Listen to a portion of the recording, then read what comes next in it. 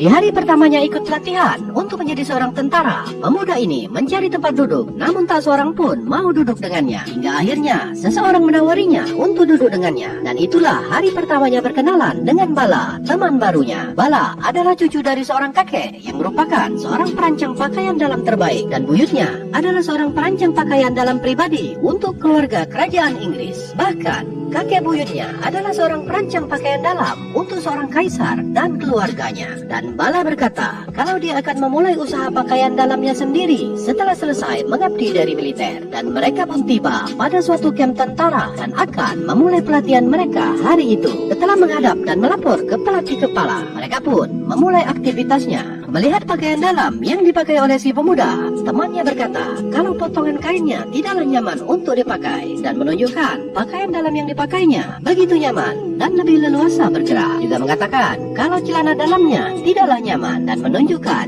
celana dalam model terbaru rancangan kakeknya yang jauh lebih nyaman. Semenjak hari itu, temannya selalu saja berbicara mengenai pakaian dalam, sementara pemuda ini yang selalu fokus di dalam pelatihannya, bahkan menjadi pemecah rekor waktu tercepat dalam pelatihan bongkar pasang senjata dan mendapatkan predikat gelar jenius dari pelatihnya. Sementara temannya bahkan di sela-sela pelatihannya hanya membicarakan tentang pakaian dalam yang akan dirancangnya, mulai dari model terbaru sampai ke bahan terbaik yang apabila dibuatkan pakaian dalam akan jauh lebih nyaman untuk olahraga, bahkan juga tidur. Dan berkata ke si pemuda apakah dirinya mau ikut belajar. Mulai hari itu Bala mengajarinya cara membuat pakaian dalam dan mencobakan buatan pertamanya ke pelatih kepala yang kembali memujinya sebagai seorang yang jenius. Ternyata pakaian dalam buatannya seketika menjadi populer dan membuat antrian panjang pada kamp pelatihan yang minta dibuatkan pakaian dalam terbaik hasil kolaborasi dari mereka berdua. Sementara para tentara yang menonton acara final pemilihan Miss Universe pada televisi membuat pemuda ini kembali teringat ke seorang gadis yang telah mengisi hatinya sedari kecil dan membuatnya sangat merindukannya di setiap malam sebelum tidurnya. Sampai suatu ketika